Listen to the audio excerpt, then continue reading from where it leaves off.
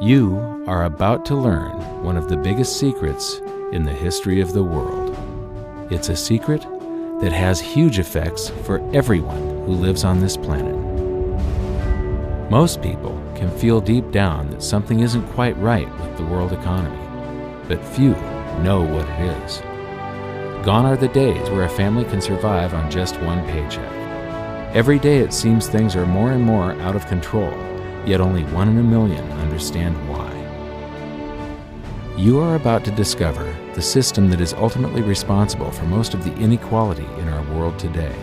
The powers that be do not want you to know about this, as this system is what has kept them at the top of the financial food chain for the last 100 years. Learning this will change your life because it'll change the choices that you make. If enough people learn it, it'll change the world because it'll change the system. For this is the biggest hidden secret of money. Never in human history have so many been plundered by so few, and it's all accomplished through this, the biggest scam in the history of mankind.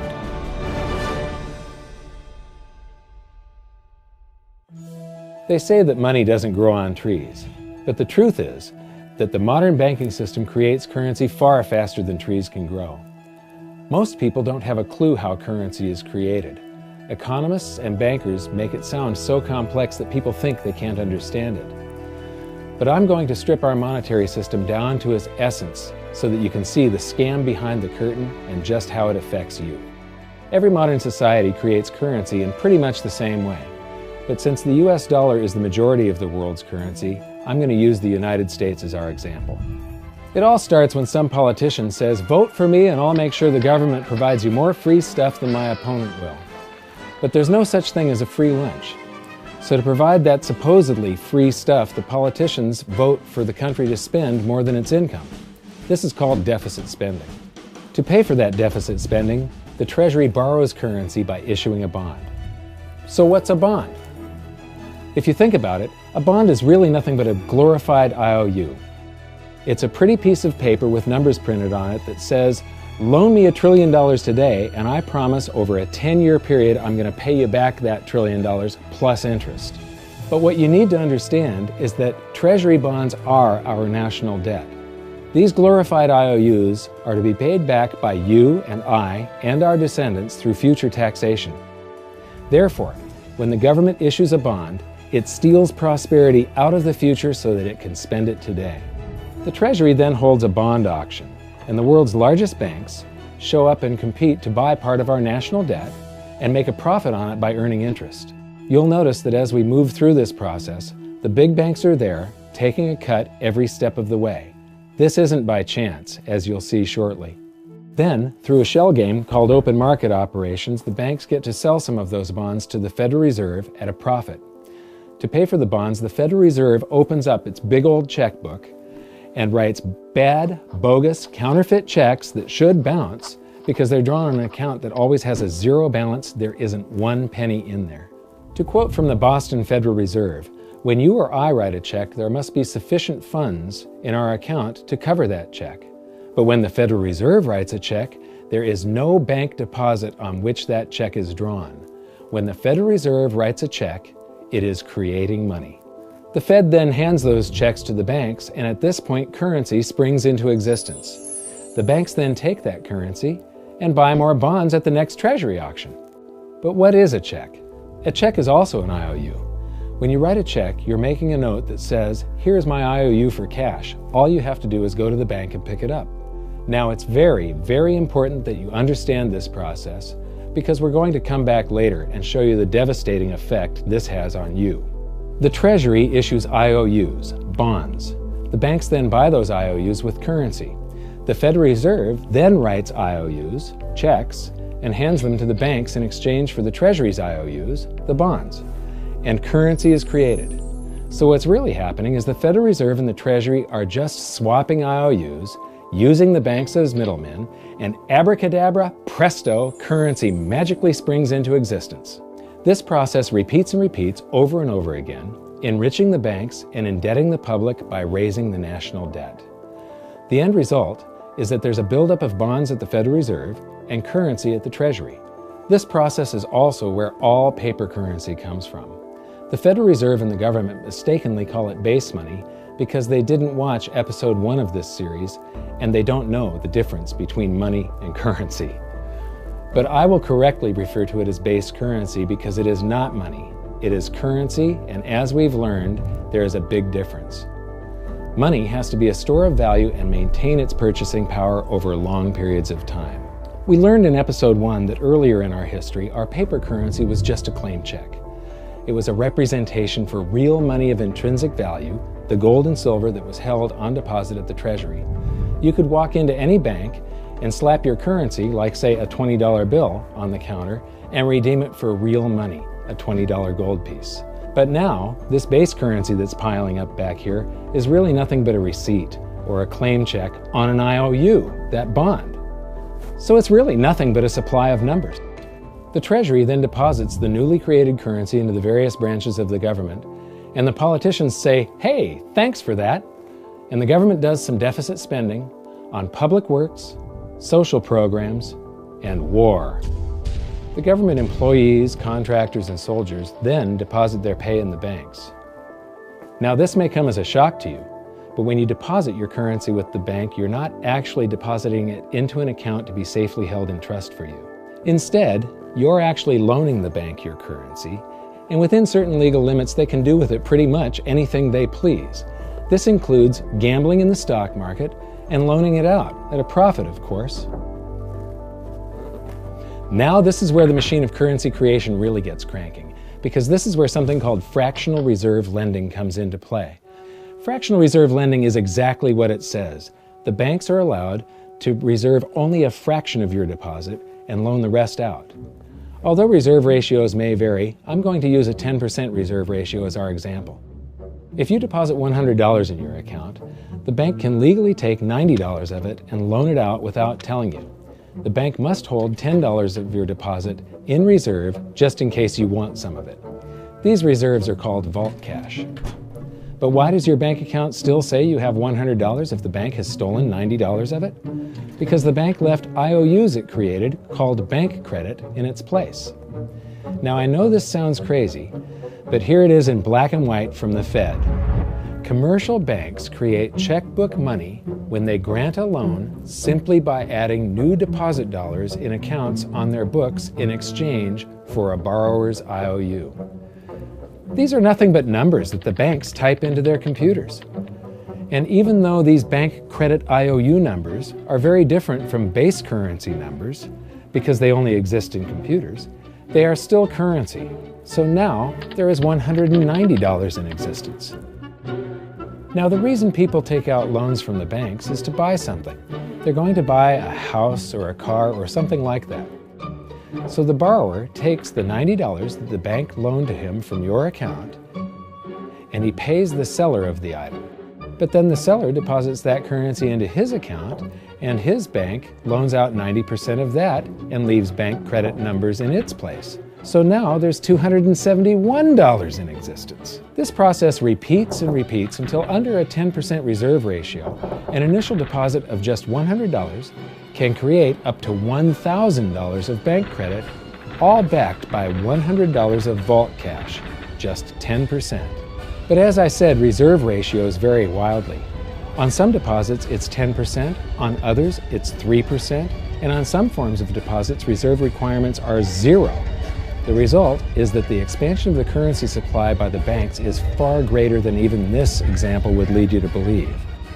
So once again, when currency is deposited in the banks get to lend it out, and then it gets redeposited and relent, redeposited and relent, redeposited and relent over and over again, creating bank credit all the way. This is where the vast majority of our currency supply comes from. In fact, 92 to 96% of all currency in existence is created not by the government, but here in the banking system. Now, massive amounts of currency spewing into society may at first sound like a fun idea. That is, until you remember one of the most important hidden secrets of money from episode 1, that the prices of everyday goods and services act as a sponge on an expanding currency supply. The more currency we have, the more prices rise. This is where inflation comes from. The true definition of inflation is an expansion of the currency supply. Rising prices are merely the symptom. So our entire currency supply is nothing but a couple of bucks whipped up in this hocus-pocus scam where the Treasury and the Federal Reserve swap glorified IOUs, and a bunch of numbers that the banks just type into their computers. That's it. That's our entire currency supply. It's nothing but a supply of numbers. Some of them printed, most of them typed, and there is nothing else. But if you thought that was crazy, get ready to enter the twilight zone of modern economics. We work for some of that currency supply. True wealth is your time, but we trade away moments of our lives, hour by hour, day by day, and year by year, for numbers that somebody printed on pieces of paper or just typed into a computer. Now those numbers represent our blood, sweat, tears, labor, ideas, and talent. We are what gives the currency its value. But here comes the really cruel joke. We work hard so that we can save some of that currency, so that we can pay the tax collector. In the United States, it's known as the IRS. They then turn it over to the Treasury so that the Treasury can pay the principal plus interest on that bond that the Federal Reserve bought with a check drawn on an account that has nothing in it. Now let's do a recap on this section, because this is where the system begins to rob you and I on a massive scale. Much of our taxes are not used for schools, roads, and public services, but to pay interest on bonds that the Federal Reserve bought with a check drawn on an account that has nothing in it. The Federal Reserve is committing fraud. But here's one of the biggest secrets of them all. Before the establishment of the Federal Reserve, there was no need for personal income tax. The Federal Reserve was created in 1913, and that very same year, the Constitution was amended to allow income tax. Do you really think this was just a coincidence? Ask yourself how much income tax you've paid over your lifetime. Much of it has been silently siphoned away into the hands of those who own the system. Yes, this system has owners. Who they are is an even bigger secret that we'll get to shortly. But first, we need to understand the mumbo-jumbo of the so-called debt ceiling. It's all based on a huge paradox.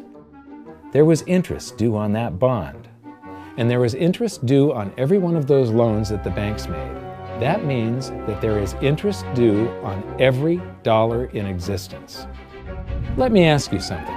If you borrow the very first dollar into existence, and that's the only dollar that exists on the planet, but you promise to pay it back plus another dollar's worth of interest, where do you get the second dollar to pay the interest? The answer is that you have to borrow that one into existence and promise to pay it back with interest as well. So now there are $2 in existence, but you owe $4, and so on and so on. The result is there's never enough currency to pay the debt. There is always more debt in the system than there is currency in existence to pay the debt. Therefore, the whole system is impossible. It is finite. It will come to an end one day.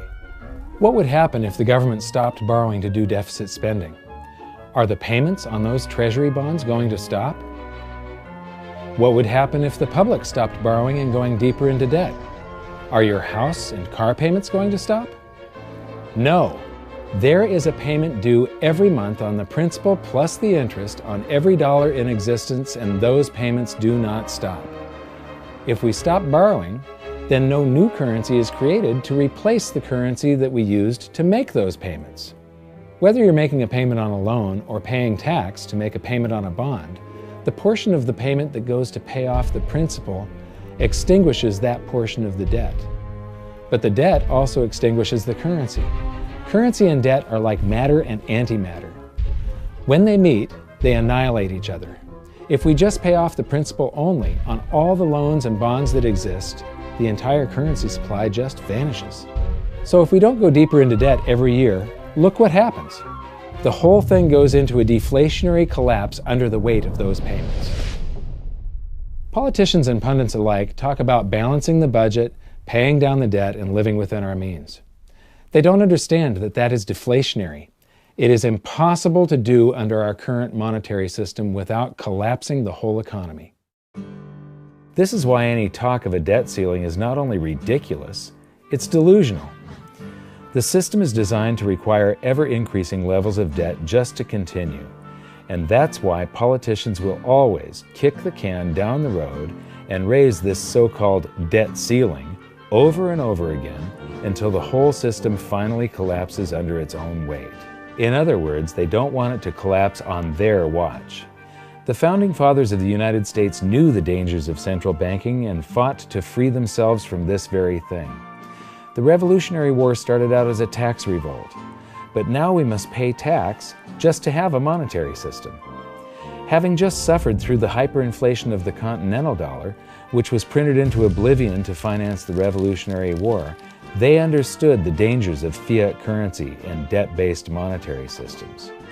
So to protect future generations from institutional theft and out-of-control government, they wrote into the Constitution that only gold and silver can be money for the simple fact that you can't print them. Our current system is not only unconstitutional, but it robs us of the liberty and prosperity our forefathers fought and died for. We are all feeling the effects of ignoring the Constitution right now. By forcing more currency into circulation, our purchasing power is diluted. Inflation is a slow and insidious stealth tax that is simply the result of this debt-based monetary system. This system empowers and benefits those who create the currency and receive it first, as they get to spend it into circulation before it has an effect on the economy. They're stealing purchasing power from you and transferring it to the banks and the government every hour of every day because of this false monetary system. And it's not like the people at the top don't know this. To quote the Federal Reserve, the decrease in purchasing power incurred by the holders of money due to inflation imparts gains to the issuers of money. This is a fraud. It is a pyramid scheme, it is a Ponzi scheme, it's a scam, and it's a lie. Our entire monetary system is nothing but a form of legalized theft. But here's the biggest con job of them all. The Federal Reserve is not federal, it has stockholders. There is no federal agency that has stockholders. What's a stockholder? A share of stock represents a percentage of ownership in a corporation. So the stockholders are the owners of that corporation. Therefore, the Federal Reserve is a private corporation with owners. And you can see it for yourself if you go to the Federal Reserve's website, and it will say, the stockholders receive an annual dividend of 6%. Now we know that the stock in the Federal Reserve was originally issued to the largest banks in the United States. But because of mergers and acquisitions through the years, you can't actually trace who owns the stock in the Federal Reserve. That's a very closely guarded secret. My guess would be that the owners are those primary dealers, the banks that get to make a profit by selling part of our national debt, those bonds, to the Federal Reserve, who buys them with a check from nothing. Then we pay tax to pay the principal and the interest on those bonds so that the Federal Reserve can pay the banks a 6% dividend. Don't be alarmed if you don't quite comprehend the deception of this system at first glance. Very few people do. It is purposely complex. The economist John Maynard Keynes once wrote, "By this means, government may secretly and unobserved confiscate the wealth of the people, and not one man in a million will detect the theft." I believe that presented correctly, anyone can understand this system, regardless of how complex it is. So let's do a recap and break it down even more. The way the system works is that, step 1, the government creates glorified IOUs. These bonds increase our national debt and put the public on the hook to pay it back. Step 2, IOUs are swapped to create currency. The Treasury sells the bonds to the banks. The banks then turn around and sell our national debt at a profit to the Federal Reserve, which they probably own. The Federal Reserve then opens its checkbook that doesn't have a penny in it and buys those IOUs with IOUs that it writes, checks, on a checking account that has a zero balance. Then they give those checks to the banks and currency just springs into existence, and then the whole process repeats. This results in a buildup of bonds at the Federal Reserve and currency at the Treasury, which is really just a supply of numbers. The Treasury then deposits the numbers in the various branches of the government, and we get to step 3. The government spends the numbers on promises, public works, social programs, and war. Then the government employees, contractors, and soldiers deposit their pay into the banks, and we get to step 4, where the banks multiply the numbers by magically inventing more IOUs through fractional reserve lending, where they steal a portion of everyone's deposit and lend it out. That currency gets redeposited, and then a portion is stolen again, and the process repeats over and over, magnifying the currency supply exponentially. Then we work for some of those numbers, which brings us to step 5, where our numbers are taxed. We pay tax to the IRS, who then turns our numbers over to the Treasury, so the Treasury can pay the principal plus the interest on bonds that were purchased by the Federal Reserve with a check from nothing. Then we get to step 6, the debt ceiling delusion. The system is designed to require ever-increasing levels of debt and will eventually collapse under its own weight because politicians always kick the can down the road. They don't want it to collapse on their watch. And finally, step 7, the secret owners take their cut. The world's largest banks own the Federal Reserve. Those banks make a profit selling our national debt to the Fed. They make a profit when the Fed pays them interest on the reserves held at the Fed, and the Fed pays them a 6% dividend on their ownership of the Fed. This system is fundamentally evil. It funnels wealth from the working population to the government and the banking sector. It is the cause of the artificial booms and busts of modern economies, and it causes great disparity of wealth between the rich and the working class. And it is only possible because we no longer use real money, we use currency.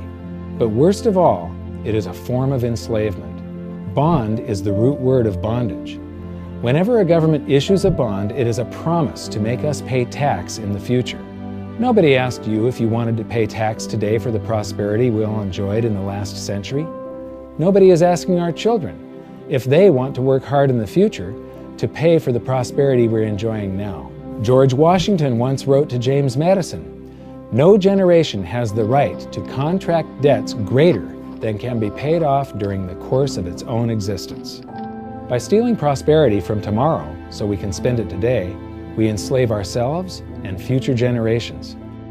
Now this all sounds pretty bad, but there is great hope, for you are the greatest threat to this false monetary system.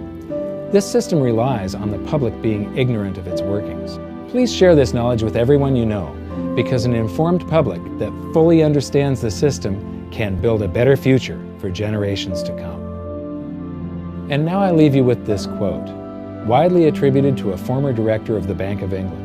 The modern banking system manufactures money out of nothing. The process is perhaps the most astounding piece of sleight of hand that was ever invented. Banking was conceived in inequity and born in sin. Bankers own the earth. Take it away from them, but leave them the power to create money and control credit, and with the flick of a pen, they will create enough money to buy it back again. But if you want to continue as the slaves of bankers and pay the cost of your own slavery, let them continue to create money and to control credit. This is the Federal Reserve in Washington, D.C. It's located on Constitution Street, and that is just as much of a joke as the New York Fed being located on Liberty Street. Both of them are unconstitutional, both of them limit our liberty, and they transfer wealth away from us every second of every day to the Federal Reserve, to the government, and to the banking sector. You are now among the 1 in a million who can detect the theft of your prosperity. So the big question is, what can you do about it? 1. Watch this video until you can describe and teach it to others. Those who understand this system can make preparations for its unavoidable collapse and protect themselves. History shows that those who don't will probably be wiped out. 2. Share this video with everyone, especially those you care about. All it takes is a mouse click or two to get this message in front of millions. Post this video on Facebook, tweet it, email it to loved ones. Please share it wherever you can. 3. Join the conversation. The current world monetary system is based on a 300-year-old design meant to enrich a few at the expense of the many. There must be a better way. At hiddensecretsofmoney.com, we've created an open-source platform for the design and development of a new world monetary system. We're calling on every economist, every student, every college, every bright mind, and anyone who cares to join the discussion. In educating ourselves and each other, we can prevent the further loss of our freedoms and maybe, just maybe, win some of them back.